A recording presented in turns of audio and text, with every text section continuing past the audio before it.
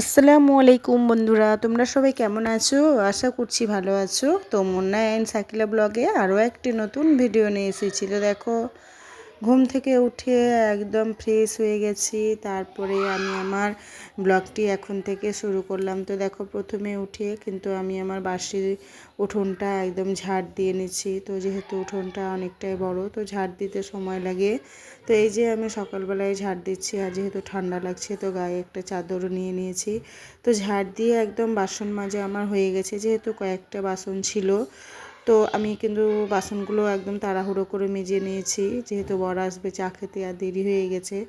এইদিকে আমি ডিম সেদ্ধ আর চা করে নিয়েছি। তো একদম শাশুড়ি বর আমরা সবাই মিলে খেয়ে নিয়েছি, যে যার কাজে লেগে গেছে। তো আমি আমার উপরে রুমে এসেছি, যেহেতু বিছানাগুলো তুলে একদম বিছানা পরিষ্কার ক্লিন করে নিয়েছি।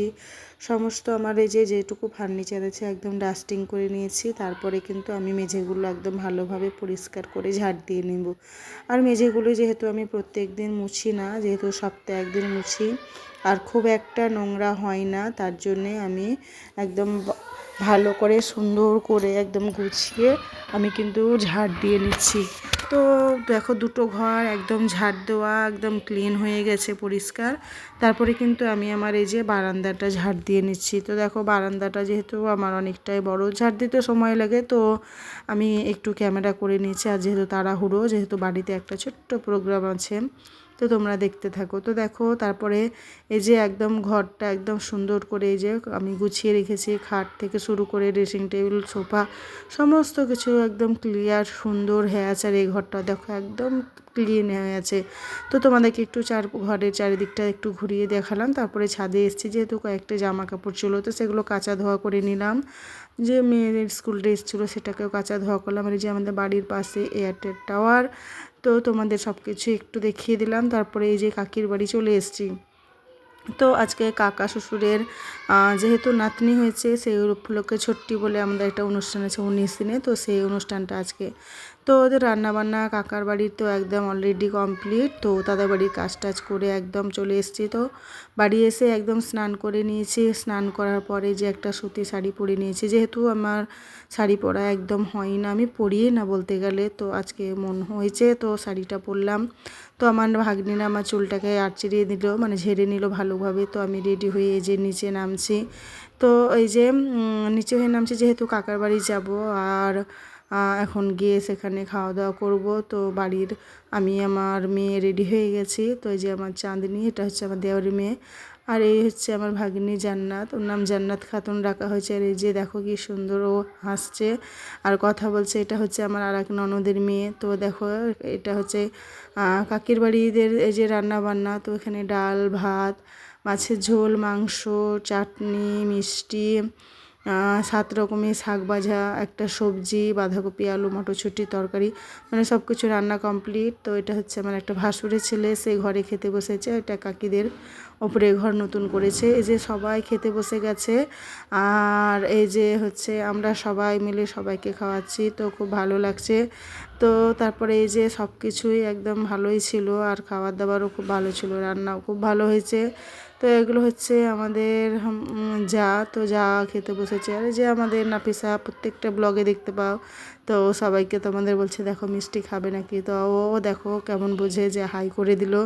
তো তারপরে যে চাঁদনি, নিমিষা এরাও খাচ্ছে, যে সাপ্পি, এটা হচ্ছে আমার ভাসুরের মেয়ে। তো এই যে এদিকেও মানে খাওয়া দাওয়া একদম কমপ্লিট হয়ে গেছে সবারই। তারপরে আমরা যে বাড়ির লোক, তো আমরা দুই যাই, যে এটা হচ্ছে আমার ননদ, এগুলো হচ্ছে আমার নন্দু। তো খাওয়া দাওয়া দুপুরের কমপ্লিট, আমরা বাড়ি চলে এসেছি।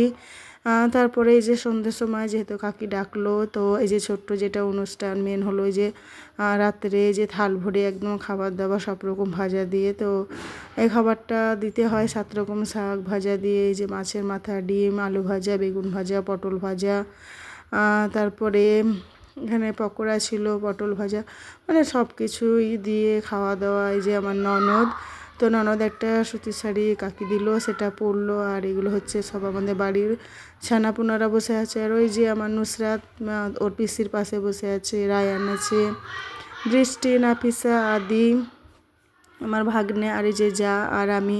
তো আমরা দাঁড়িয়েছিলাম, বাচ্চারা বসেছিল, তো ননদ বললো বসো, দুই ভাবিকে বসতে হয়। তো আমরা এই যে দুই যা তো বসলাম, তো ননদ খাচ্ছে, ননদের সঙ্গে সঙ্গে আর এই যে আমাদের পুচকি কান্না করছিল, তাই পুচকিকে ওড়না নিয়ে নিয়ে নিল। তো এই যে ওর মা খাবার খাবে, তো বসে আছে, তো ওদের সঙ্গে সঙ্গে আমার ননদও খাচ্ছে। আর বাড়ির দেখো ছানাপুনোরা কত আনন্দ করছে, একটু ছোট ছোট অনুষ্ঠান হলে আমাদের কত আনন্দ হয়। তো এই যে তারপরে ননদ, এই যে এটা হচ্ছে আমার ফুপা শাশুড়ি, আর সুপ্রিয়া বসে আছে, এই যে সোনাম, এটা হচ্ছে আমার ভাসুরের মেয়ে। তো আমার ননদও খাচ্ছে, আমরাও খাচ্ছি। তো এই যে আমার ভাসুরের মেয়ে সাপিয়া তো এসে হাসছে, গল্প করছে। আর ভিডিওটা তোমরা যারা এখনও লাইক সাবস্ক্রাইব করোনি, তোমরা অবশ্যই লাইক সাবস্ক্রাইব করে দিও। আর তোমরা এই যে এত সুন্দর সুন্দর কমেন্ট করছো, প্রত্যেকটা কমেন্ট আমি পড়ি, আর প্রত্যেকটা কমেন্টের আমি যতটুকু পারি রিপ্লাই দিই। তো ব্লগ ভিডিও করতে ফ্যামিলিতে কোনো এই যে বাধা বিপত্তি না, এই যে আমি ভিডিও আমি করিনি, এখন আমার বাড়ি ভাগ্নিগুলো করে দিচ্ছে, তো খুব ভালো লাগে। আর কোনো বাধা বিপত্তি আসে না। তো দেখো ননদ সবাইকে মাছের মাথাটা ভেঙে ভেঙে দিচ্ছে। আর দেখো পুচকিরা সবাই খাওয়ার জন্য বসে আছে। তো এই যে আমার ভাগনা, তাকে আমি একবার খাইয়ে দিলাম। তো সবাই হাসছে, আনন্দ করছে, এই ছোট ছোট আনন্দগুলোই ভালো লাগে। তো পুচকি যে তার নানির কোলে কিন্তু ঘুমিয়ে গেছে।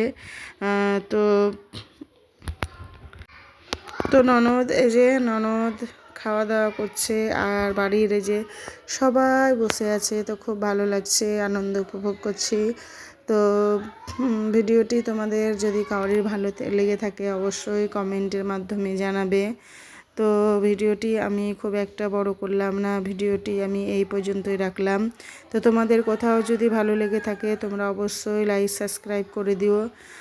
তোমাদের একটি কমেন্ট আমি অবশ্যই রিপ্লাই দেবো। তোমাদের সকলকে জানাই আল্লাহ হাফেজ। তোমাদের সঙ্গে দেখা হবে নেক্সট নতুন একটি ব্লগে।